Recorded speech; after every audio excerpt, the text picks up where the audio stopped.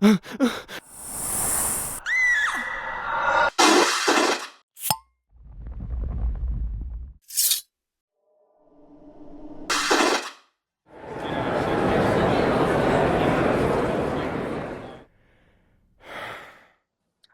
and welcome to the Supernatural Track here at Continual. I'm your host, Gail Z. Martin, and tonight we will be talking about the picks and pans of seasons 10 through 12.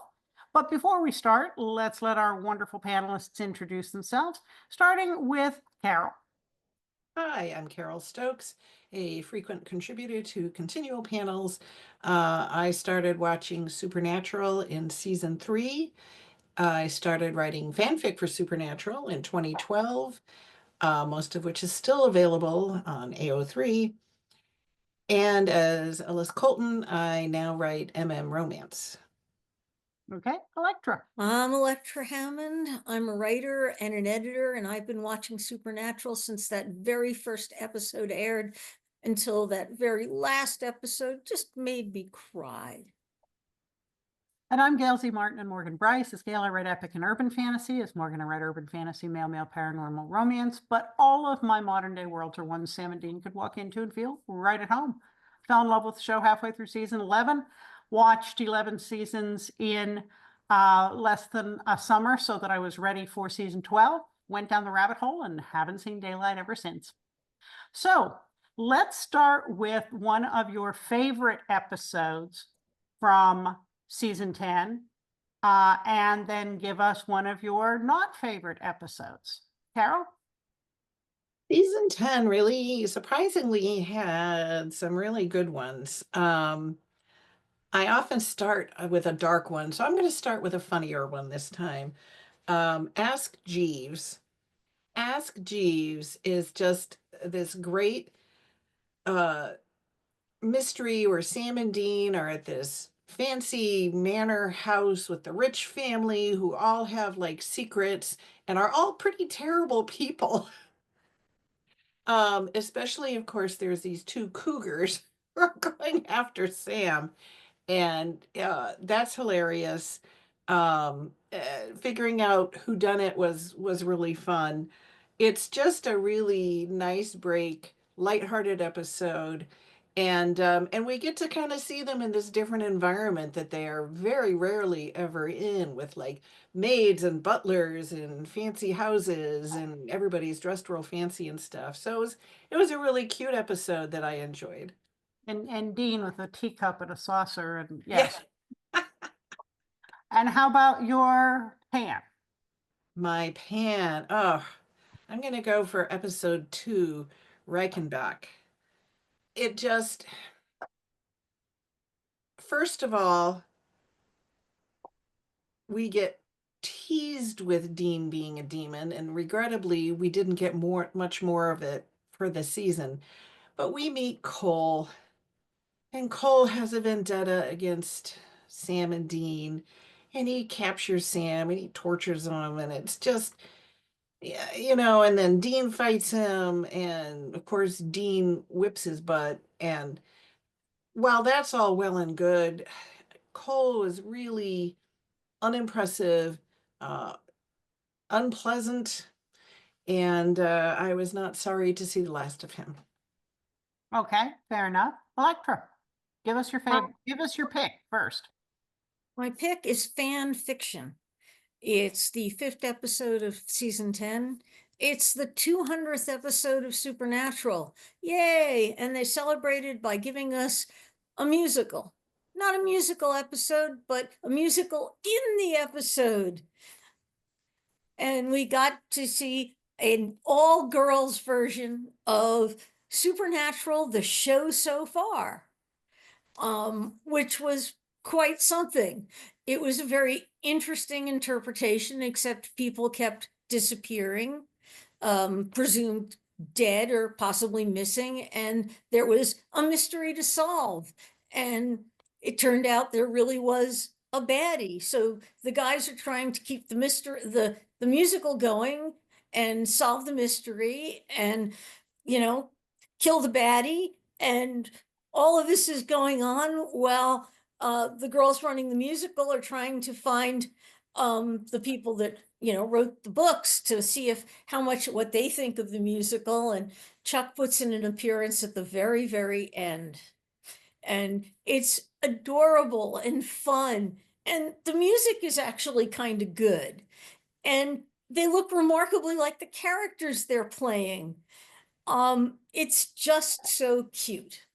And I love that you get that moment for both Sam and Dean when they hear something in the song that suddenly they hear it differently.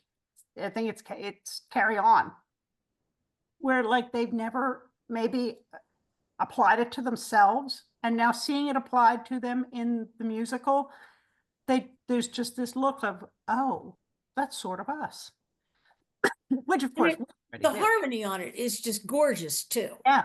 I Yeah. mean, they did such a beautiful job putting together the songs. Mhm. It really is nice. I know a lot of people who write folk songs, and it's not easy to tell stories like that and really get all the shove all that information into music and still tell the story well. Yeah. Yeah. So what's your pan? Ah, um, Dark Dynasty. I just, I've never really liked the Steins, and this introduces us to the lovely Stein family who bring in people under false pretenses and steal their body parts because, well, we needed them and we're allowed to because we're rich and arrogant, and that gives us the right to do whatever we want. And it's just nasty stuff. Yeah. So for my favorite, I'm going to go with Hibbing 911. We get to see Jody and Donna at a sheriff's convention. Is this where we meet Donna? Have we met Donna before this? We met her at the spa. Yes. That's right. Because So then when Donna, Sam yeah. and Dean show up, she's like, oh, Agent so-and-so. Yeah. Except they have different ID this time. So Jody gives them a call because there is something going on. And it's just fun watching Jody and Donna interact. There's the guy who's kind of chasing Donna, but she's on the rebound. And then there's Sam and Dean, who are a bit fish out of water at an actual law enforcement gathering with all of their fake IDs. And of course, it all comes together and they catch the bad guy. But just getting to see Jody and Donna's relationship and friendship gel and see their friendship with the boys. And I just really liked it. As far as the pan, Angel Heart, mostly because it's about Claire. And I don't like Claire. They gave Claire very few redeeming qualities. And hardly any, actually, now that I think of it. And so that one's not one that I will choose to watch again unless I'm doing a straight rewatch, because I don't like Claire. I don't care about Claire. I think she's whiny. And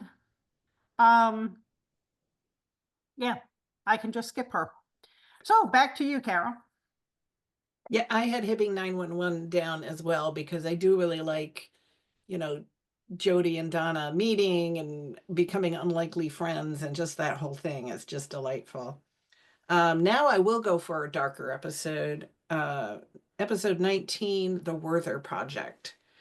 I really enjoyed that. It's a great monster of the week where we have this house where the family has killed themselves, but yet the little girl has grown up and still lives there and has managed to survive. It's creepy. There's a lot of things where we're not sure, what are we really seeing, what is real, what's a hallucination.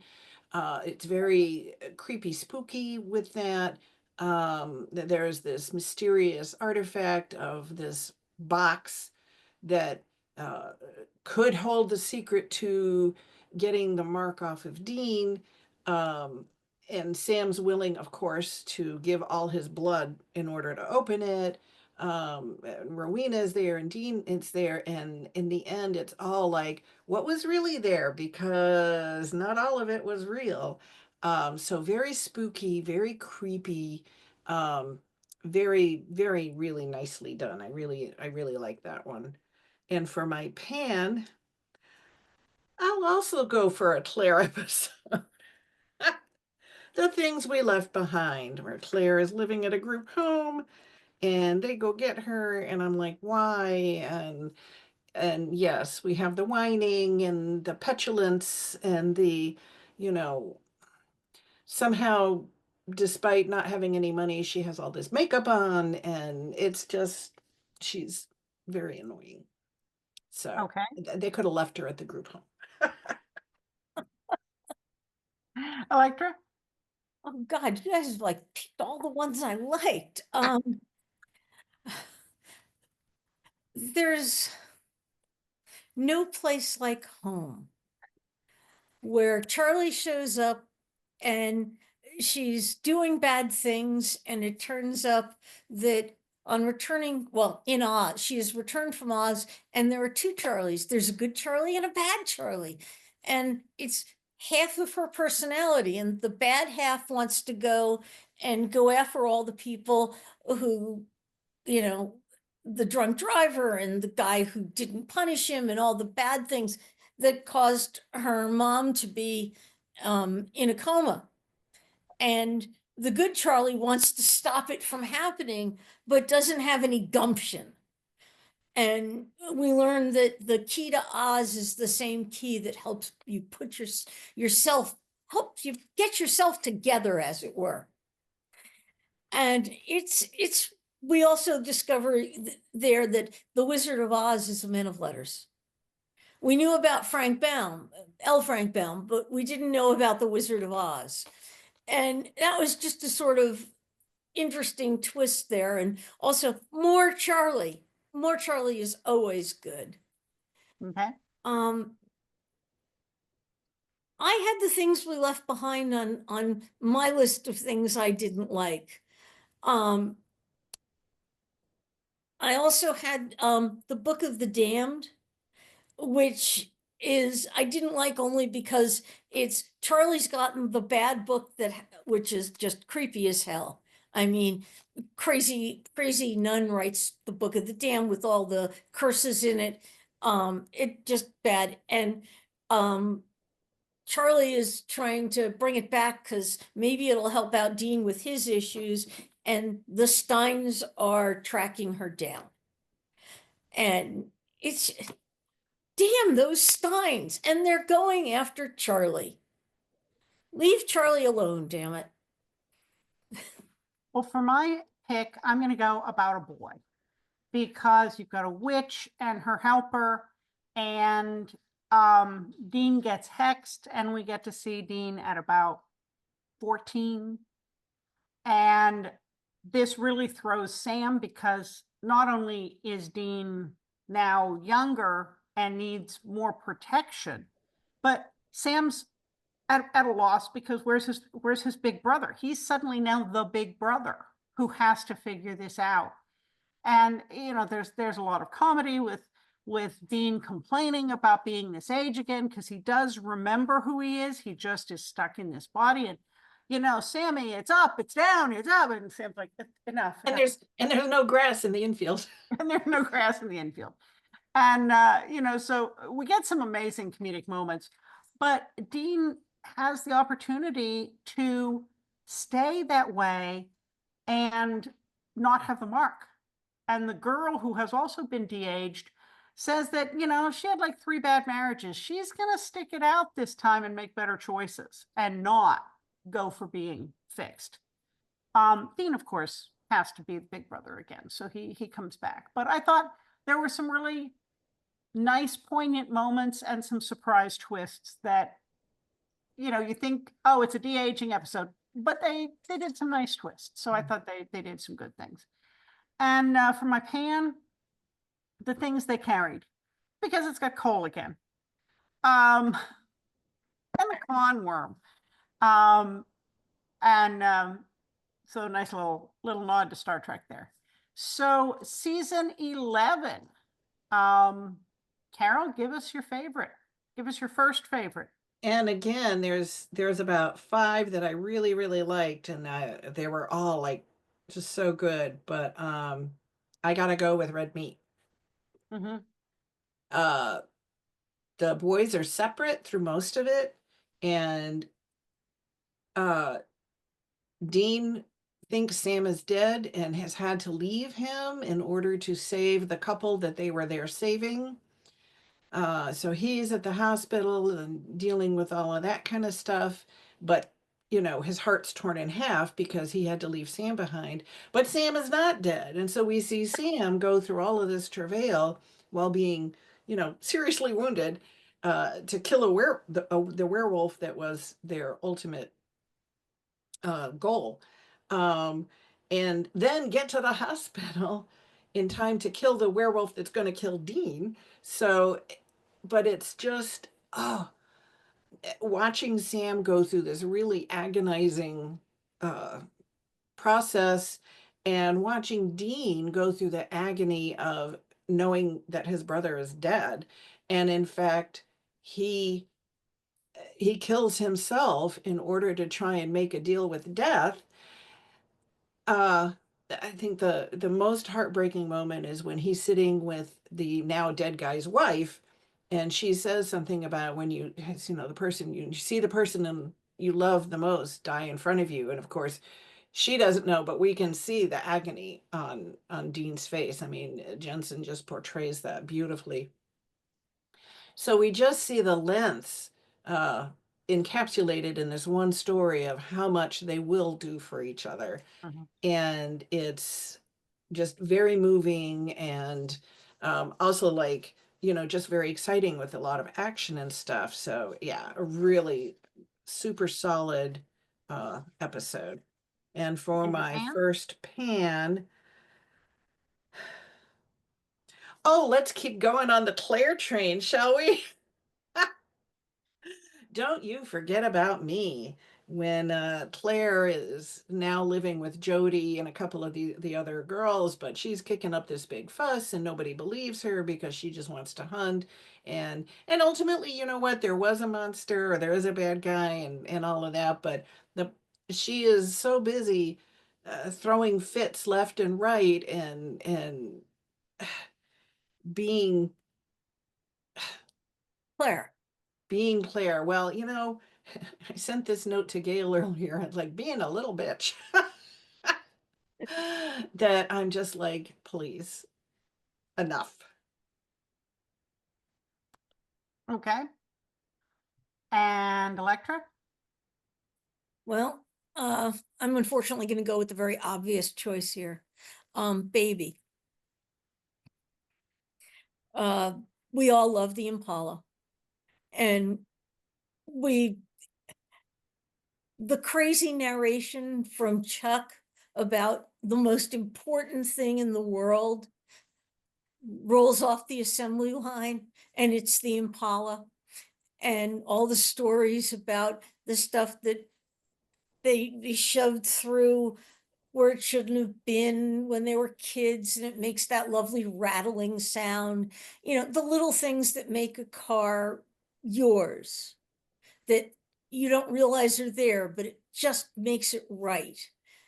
And the whole story being shot from the point of view of the car, which just was such a cool idea, and they did it so well. And there's a kind of fun monster, and they're trying to deal with the monster and deal with the people that are interacting with it, and trying not to make the monster too obvious. And meanwhile, the car is doing its thing, and you see what everything looks like from the car's point of view, and it makes it such a funny but such a just almost joyous episode, because Mm-hmm. you see that there's love there from the car too. Mm-hmm. And the car has always been a character, but this just made it more clear. In some TV series, the city is a character, Mm-hmm. but they always moved around too much for that. Even the bunker never really was a character. but they always had the car. Mhm. And we loved And your pan? Oh, we need a pan. Out of the darkness and into the fire. This is where we get the introduction to what the season is going to be about, maybe with the darkness. And it's just this weird disease where people have black veins, and it becomes obvious that, you know, Sam is infected, but Dean doesn't seem to be. And nothing really made a lot of sense other than people were dying and not for a lot of reason. And it made us, I don't know about you guys, it made me really unhappy to watch this because people were dying and it didn't make sense. Mhm.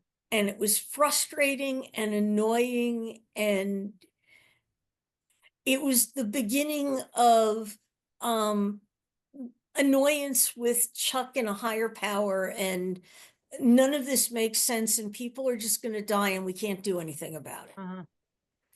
And I it was think really those just kind of episodes- one and done. Like they had this whole black vein thing, and then like we never saw it again. Mhm. Okay. it just made no sense. And the frustration of why are they throwing them at something that they can't do anything about is just, Mhm. they're just two guys. Yeah. And there comes a point where what can they do about it? Yeah. Well, especially when you're playing on that level. Yeah. Maybe they needed to give them superpowers or something. Or maybe we needed to call in, not Captain America, but, somebody with superpowers. Superman. Yeah. I'm going to go for a favorite on just my imagination. This one has the Xana, who are really the imaginary friends, and Sam ends up meeting his imaginary friend Sully. And Sam says, "Well, I was a lonely kid," and Dean said, "You had me." Um, but it turns out that something is killing the imaginary friends, and Sully has come to ask his old pal Sam, who is now all grown up, if they can stop the killings. And people can't always see the imaginary friends, and there's this wonderful part where somebody doesn't realize they have Xana blood on their hand, and they sparkly blood down their face because they don't know that it's there. And I thought it was just a fun episode, and of course Sam and Dean saved the day, and but we get a little bit of insight into their childhood. In terms of less favorite, I would say, has someone already taken "Oh Brother, Where Art Thou"? I'll take "Oh Brother, Where Art Thou." And that's mostly that I was never really persuaded by the Amara plot line. She just, I get what they were trying to do. It never really worked for me. Even among the human appearing monsters that they ran into, Amara never scared me. Her And, cleavage was a little scary. uh, Her cleavage was a little yeah. scary. She just didn't work for me as a monster. So that one just sort of fell flat. Back to you, Carole. Safe House, episode 16. I absolutely love this story. We get flashbacks to Bobby and Rufus working a case. We have Sam and Dean working the same case in present day because the evil that uh, had been controlled is inadvertently released again. And so they're trying to figure it out. So we get to kind of watch the two stories play out in juxtaposition. And it's a good spooky one too, where you're like, what is happening in this house? And there's like spirits and ghosts, and Dean again momentarily kills himself. He's got a little trend going this season, in order to access the astral plane so he can talk to these beings. Uh, so good spooky story. a good mystery, and seeing a flashback of Bobby and Rufus is just so delicious. The two of them played it so well, and it created the whole thing where people were raising a hue and cry about, if you're going to do a spin-off, do a Bobby Rufus spin-off, because those two characters are just so engaging, and have great chemistry. And so that's a really, really enjoyable episode. And for my other pan, let's go with Love Hurts. It's just kind of boring. There's a curse. Oh no, it's being transferred by a kiss. Oh wow, we've never seen that before. It's just, for a show like Supernatural that generally has good depth in terms of its monsters and its spookiness, and emotions, like seeing what's happening emotionally between Sam and Dean and the other characters and stuff. This was just like, next. Mm-hmm. Elektra? Um, the vessel where Dean is transported into a submarine in the middle of World War II to try and get a weapon of God that was being sent to America to keep it away from the Nazis, that they were hoping would be something that they could use against God in the darkness. And one of those Old Testament type weapons, those cool things. And there was a woman of letters, or a man of letters adjacent person who was traveling with it on the sub. And he has to actually tell these people that they're basically destined to die on the sub. And they take it in stride and let him take this weapon. And he ends up using it on the way. And it turns out he shot its load. That's it. No more. Can't use it against God. And he's stuck. And it's such a great episode showing what, true patriots are like, and just the military on a submarine, and what they're like in the middle of a war, and how much they care about the right side winning. Mm-hmm. It breaks my heart every time I see it, but in a good way. Mm-hmm. And I've got Plush down here for a pan.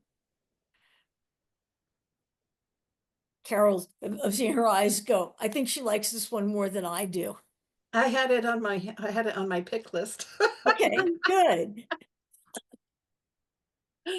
Oh, then I'm gonna leave it for you. It's one that I don't care for. Okay. And I'll leave it at that. And I'm not gonna deride it at all if it's one you really like. Well, for a pick, I'm going to go with the Chitters. This is a pretty straightforward Monster of the Week episode, and I love Monster of the Week episodes. But what's memorable about it is that Sam and Dean end up teaming up with two other hunters, Jesse and Cesar. And they really make a good team. And Jesse and Cesar are fighting the monster because it's killed people that they love and killed people in their family. And so they do end up killing the monster. And we find out in the end that Jesse and Cesar are a couple. And now that they've gotten rid of this monster, they are going to retire and go live happily ever after. And as they drive away, one of the brothers says, they're good hunters. They'd be really helpful with fighting Amara on this. And the other one says, dude, they've earned their peace. Let them go. Let them have their happiness. Which plays into like every curtain fanfic ever written. And at that point, Dean especially can't see an end of the road other than dying bloody. And so Sam still kind of holds out hope that they'll get a happily ever after. So I thought that one was good.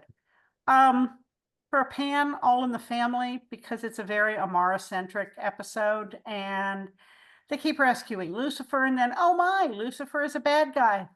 Who would have thunk? I've had enough of both Lucifer and Amara by this point, so yeah, just not a fan. Back to you, Carol.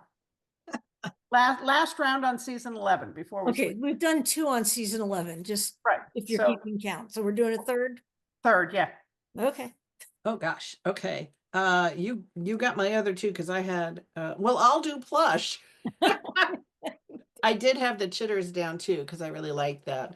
What I liked about plush, I liked the whole thing with the costumes, where the costumes kind of were doing this their own little possession thing. And it was creepy.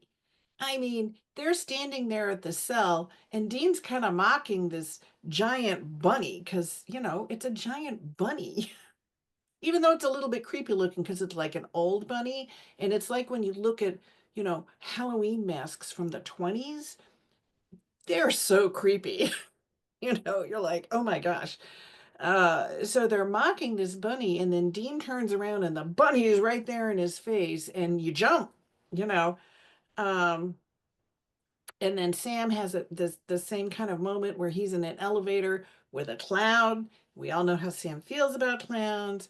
And I believe the clown even has a bloody knife at that point. And Sam's just kind of like standing at the back of the elevator, hoping he makes it out alive. Uh, so I enjoyed all of that. And we got to see Donna, so that was really fun. The sad part was Donna loses her boyfriend because he finds out what's out in the dark, and he decides that he doesn't want to deal with that. So, um, but Which Donna Doug is was that? huh? Which Doug was that? The the good Doug. The first Doug was the ex Doug, and this was the good Doug that This she was was Doug now number dating. 2. And he's just like, There were several Dougs. yeah, this is too much for me. And she lets him go because, she's a strong, independent woman, and she's not going to give up the fight. She knows how important it is to keep fighting. And she's like, oh well, I've got my allegiance is to saving people and hunting things, not, being Doug's girlfriend. Yeah, I enjoyed that one. I thought it was a good mix of amusing and creepy. And I'm going to pan Our Little World, which is episode 6. And again, Amara, at this point, she's a young girl, and Crowley's trying to raise her. And so she's reading all about like terrible things like Hitler. And that was just did nothing for me. And the other part of it is Metatron, and surprise, Metatron's being annoying and basically a dick. So nothing about it had anything to really engage me or offer me, because we either have bratty Amara who's eating people, or Metatron who's annoying and gross. Okay. Elektra. All right. God, you've hit so many of these. Beyond the Mat. I actually really enjoyed that. In part because what's his name? One of the Amell brothers did a TV series called Heels, and it got me a little bit into the behind the scenes on professional wrestling.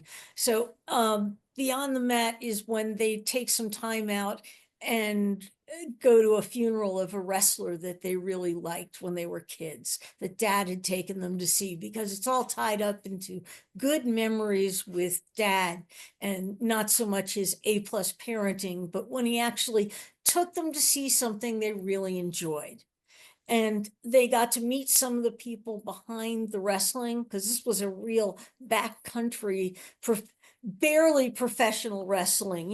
If professional baseball is, way up here, then this is the C- league of professional wrestling. It barely pays the bills. But these guys love what they do, and they try really hard to entertain the crowds, and they're really nice people. And somewhere there is bad stuff happening to them, and they kick in to try and help out. And it's a really good Monster of the Week type episode, and it's really well done against the backdrop of one of these really small wrestling groups. And I really enjoyed the way they did it, and the way they tied it into something they enjoyed from their childhood. Okay. You nailed all of, like, the ones I didn't like. Okay. Um, Well, that's okay. We still have season So- 12 to go. yeah, this was one where there were mostly ones I liked. There were a lot of high points. So I'm going to pass on the pan. Sorry. Well, I'm going to go with Into the Mystic for a couple of reasons. Sam and Dean are, turns out they're hunting banshees, which is a little different from what we've had before. And they end up going to a retirement home where they meet Mildred. And Mildred thinks Dean is the hottest thing she's seen, since Eisenhower, since the Eisenhower administration. So she comes on to Dean, and it's just so cute. And she gives them some important information for their case, but just, kind of this cougar thing. And it was funny. And then they meet Eileen. And while I never liked Eileen as a romantic interest for Sam, I did think she was a terrific addition as a hunter. And I liked seeing that she was a proficient hunter despite being deaf. So I thought all of that was a positive for that. I'm gonna go for a pan with Hell's Angel because it's Lucifer and Amara. I mean, two of my least favorite characters.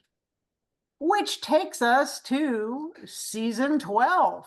Carole, give us your first pick. I'm going to go with the second to last episode where Sam, season 12 is the British Men of Letters. It's like the Leviathans. It's a very divisive arc. I mostly liked the British Men of Letters. Obviously, they went astray. There's no doubt about that. But at episode 22, we have Sam and the hunters get together to take the British Men of Letters out, because now they have dropped all semblance of either wanting to work with the hunters or any kind of goodwill thing. The evil overlady has come over from England. She just wants to kill everybody. She's crazy. But I really enjoyed the whole, it was a very actiony episode. And I love when they do that, because you don't often see like really good scale action on a television show like that. And, considering the constraints of, how many people can they have and the sets and everything, they did a really, really solid action episode. And we have Banff Sam, who is always a delight. And so I really enjoy this whole kind of takeover and them squashing the British Men of Letters. And the side story, or the other part of the story, is Dean is injured and he can't go on the raid, but Mary has been brainwashed. And so he goes into Mary's mind to break down the brainwashing and make her Mary again. And we have an incredibly poignant, moving scene where Dean really confronts her with all of the injustices of his and Sam's childhood, of how Dean had to be the parent. They never had a childhood, all of this stuff. He really gets to say his entire piece and lay it out right in front of her. And it's just a really, really powerful scene. So on the one hand, we have this intense emotional, mental scene, and on the other hand, we have this intense action scene. And so for me, it's just delicious on both fronts. So that's my first pick for 12. My first pan is going to be Lotus. Like, really? You have to drag the president into this? It just was so out of their realm that I just couldn't ever buy into it. The whole, I really liked Vince Vincenti being Lucifer, but Lucifer president, not that there aren't parallels that could be drawn, but nonetheless, um, it just was like we had a slick corporate demon or bad guy back with Dick Roman, and he was really creepy in his very suave, polished way. This was just like, who cares? Why? How would this guy even be president? He had like no presence, nothing. He's sleeping with his secretary. Come on, give us a break, you know?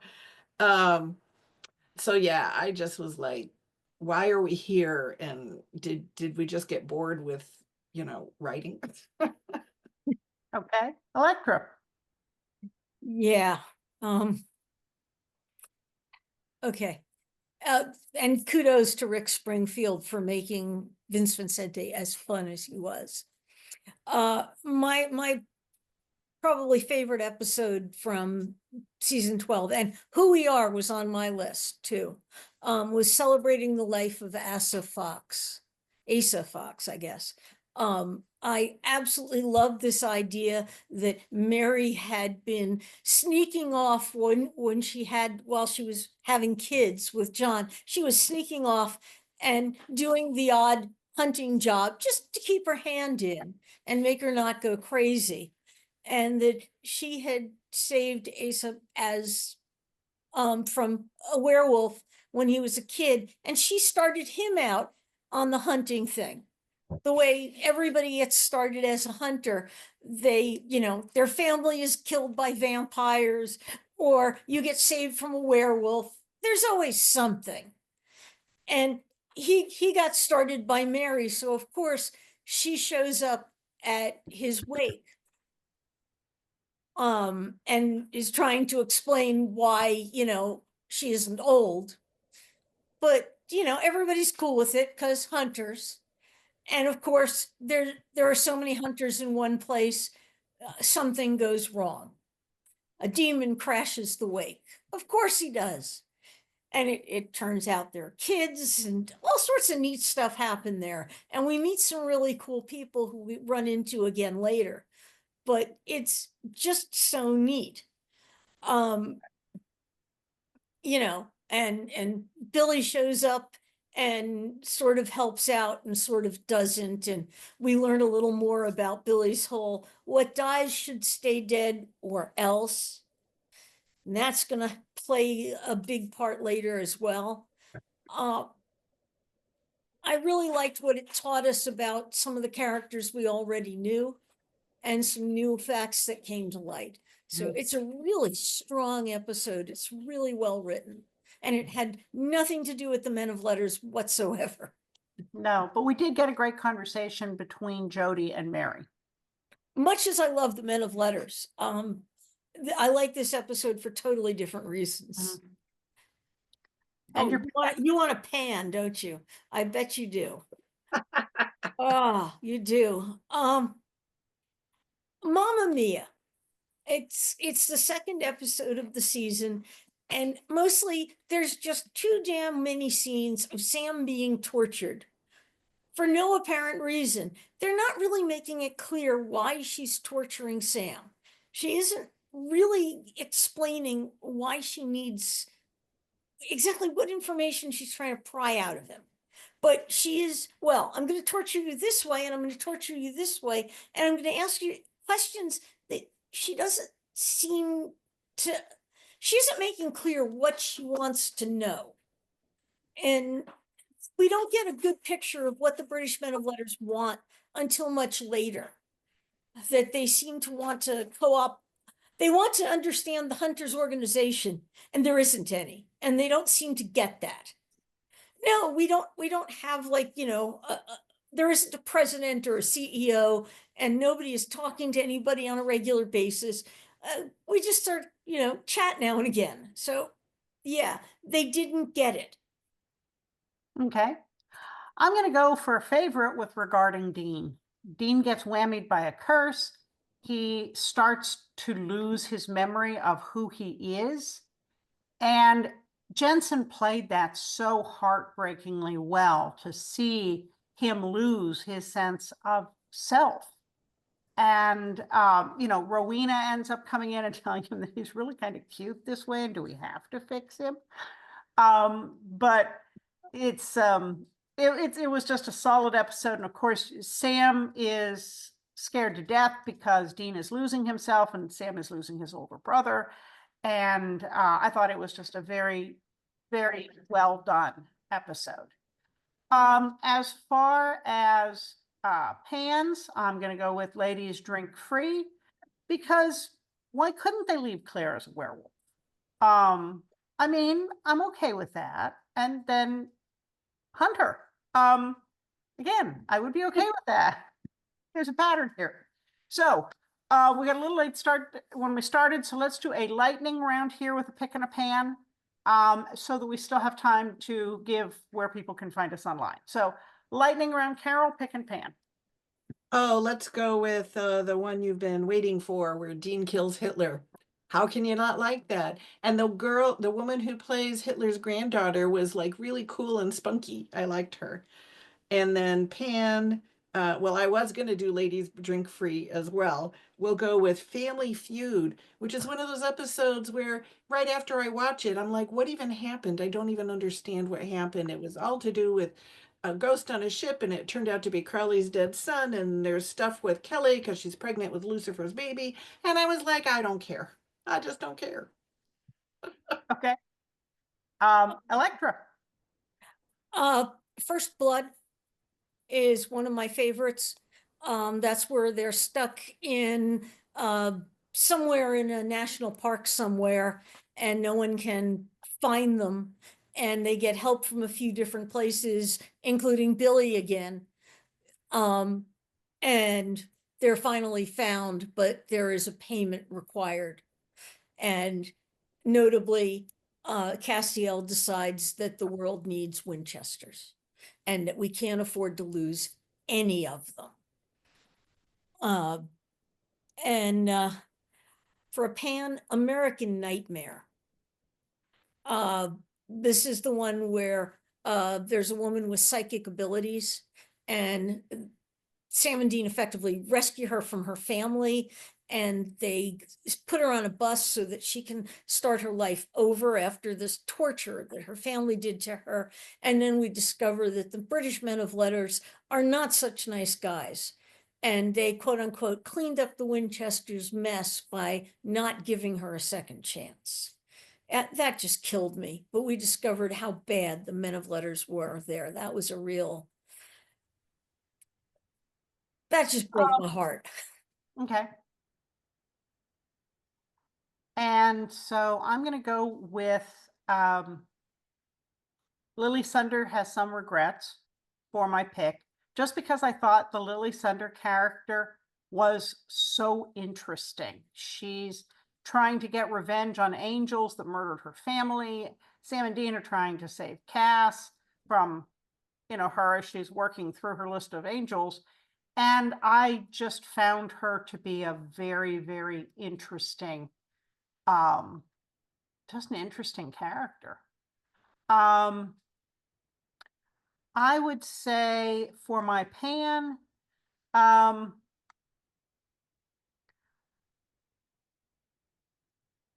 nobody's mentioned There's Something About Mary, have you?